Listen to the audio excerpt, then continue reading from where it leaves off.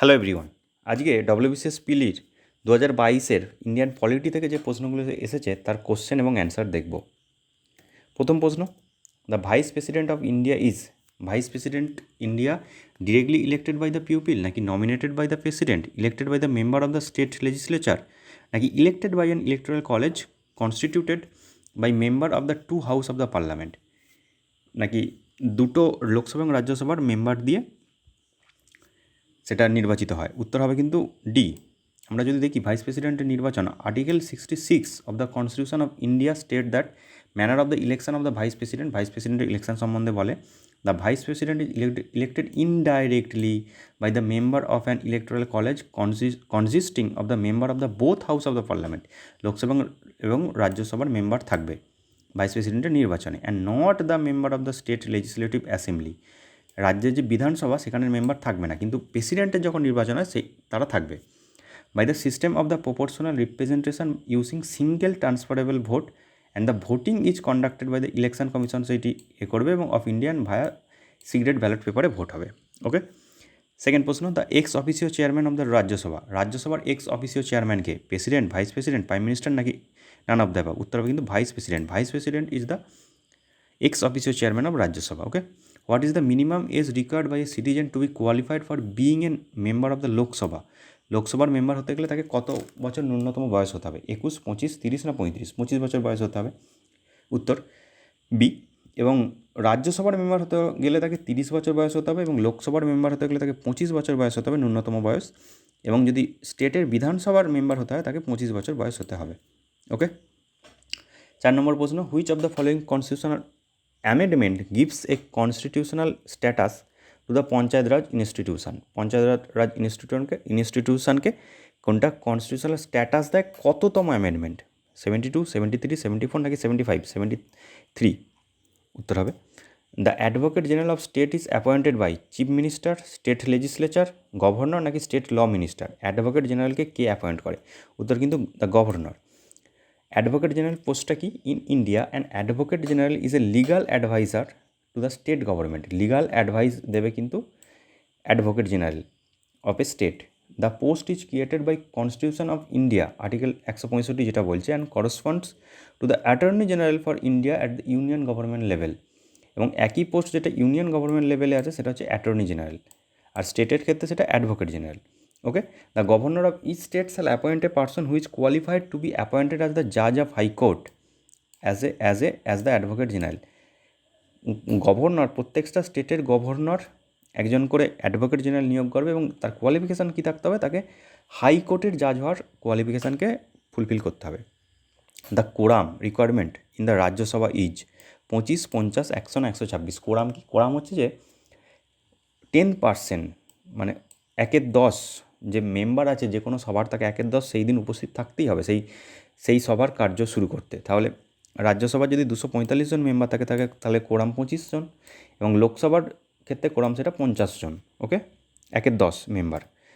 7, member of the state public service commission আর appointed by, স্টেটের যে পাবলিক সার্ভিস কমিশন আছে সেখানে মেম্বার কে অ্যাপয়েন্ট করে? প্রেসিডেন্ট, প্রাইম মিনিস্টার, গভর্নর, নাকি নান অফ দ্য অ্যাবাভ? উত্তর হবে কিন্তু দ্য গভর্নর। দ্য চেয়ারম্যান এবং মেম্বার, চেয়ারম্যান এবং মেম্বার প্রত্যেককেই স্টেট পাবলিক সার্ভিস কমিশন, স্টেটের যে পিএসসি, আর appointed by governor of the state, ওই স্টেটের গভর্নর নিয়োগ করবে। এবং the chairman and member of the union public service commission, UPSC যে চেয়ারম্যান এবং মেম্বার তাকে নিয়োগ করবে directly appointed by the president of India, তাকে কিন্তু প্রেসিডেন্ট নিয়োগ করবে। আচ্ছা, bills other than money bills are introduced for being passed by the parliament in Lok Sabha, Rajya Sabha, any house, নাকি জয়েন্ট সিটিং করতে হবে? মানি বিল ছাড়া যে কোনো বিল কোন সভায় তোলা যায়? যে কোনো সভাতেই তোলা যায়, any house of the parliament. আচ্ছা, any money bill can not be introduce in the parliament without the consent of the, কোনো একটি বিল যদি মানি বিল হয় সেটা কার সম্মতি ছাড়া লোকসভায় তোলা যাবে না, মানে পার্লামেন্টে তোলা যাবে না? প্রাইম মিনিস্টার, স্পিকার, নাকি প্রেসিডেন্ট, নাকি union finance minister? President of India. Money বিলকে আগে প্রেসিডেন্টের সম্মতি নিতে হবে। Under which article of the constitution of the president can take over the administration of state on his own hand? কোন article বলছে যে কোনো একটি স্টেটের কন্ট্রোল ডাইরেক্ট প্রেসিডেন্ট নিতে পারে? 352, 356, 351 না 350? উত্তর কিন্তু 356। Under article 356 of the constitution of India, if a state government is unable to function, মানে ঠিকঠাক কাজ করতে পারছে না, according to the constitution provision, the union government can take direct control of the state machinery. কিন্তু union government তার স্টেটের direct তার মেশিনারির কন্ট্রোল নিতে পারে। Okay, which is the protector of the fundamental right of the citizen? Fundamental রাইটের প্রোটেক্টরকে? Legislator, judiciary, executive না none of the above? Judiciary. Indian judiciary of the supreme court আর কিছু কিছু ক্ষেত্রে high court is the protector of our fundamental right in India. Okay, which is the first law officer of government of India? Government of ইন্ডিয়ার first law officer কে? Chief justice of India, union law minister, attorney general of India নাকি law secretary? উত্তর হবে কিন্তু attorney general of India. Attorney general is said to be the first law officer of the government of India. The attorney general of India is appointed by the president appoint করে and has a post parallel to any minister in parliament and he can take part in the proceeding, right to speak of either house though not to vote. যে কোনো house, Lok Sabha বা রাজ্যসভার যে কোনো কাজে তিনি অংশগ্রহণ করতে পারেন, কিন্তু তার ভোট দেওয়ার ক্ষমতাটা থাকে না অ্যাটর্নি জেনারেলের। আচ্ছা, who is the guardian of the public purse in India? Public পার্সের গার্ডিয়ানকে? President of India, union finance minister, না কম্পট্রোলার অ্যান্ড অডিটর জেনারেল, নাকি পাবলিক অ্যাকাউন্ট কমিটি? উত্তর হবে কিন্তু কম্পট্রোলার অ্যান্ড অডিটর জেনারেল, যেটাকে ক্যাগ বলে আমরা চিনি। Comptroller and auditor general of India is the apex authority responsible for the external and internal audits of the expense of the national and state government. National এবং state গভর্নমেন্টের যে সমস্ত খরচ, তার যে অডিটের যে দায়িত্ব, সেটা ক্যাগের ওপর আছে। The constitution of India is neither purely federal not purely unitary. এটা সম্পূর্ণভাবে ফেডারেলও নয়, সম্পূর্ণভাবে ইউনিটারিও নয়, but is a combination of both. এটা কে বলেছে? জওহরলাল নেহরু বলেছে, ডিডি বসু বলেছে, ডক্টর বি আর আম্বেদকর বলেছে, না রাজেন্দ্র প্রসাদ বলেছে? ডিডি বসু বলেছে এটি। Okay, on which date the Indian constitution was adopted by the constitution assembly? কোন দিনে ভারতের কনস্টিটিউশন অ্যাসেম্বলিতে কনস্টিটিউশনটাকে গ্রহণ করা হয়? 15ই আগস্ট 1947, 26শে নভেম্বর 1949, 26শে জানুয়ারি 1950, নাকি 15ই আগস্ট 1950? উত্তর হবে কিন্তু 26শে নভেম্বর 1949 গৃহীত হয় কনস্টিটিউশন অ্যাসেম্বলিতে। ওটাকে আমাদের কনস্টিটিউশনাল ডে বলা হয়। Is also known as the national law day, is celebrated in India on 26শে November every year to commemorate the adoption of the constitution of India on 26শে November 1949। The constituent assembly of India adopted the constitution of India, ওই দিনে adopt করে, and it came into effect, এবং এটি চালু হয় 26শে জানুয়ারি 1949 সাল থেকে, যেটিকে আমরা প্রজাতন্ত্র দিবস বলি।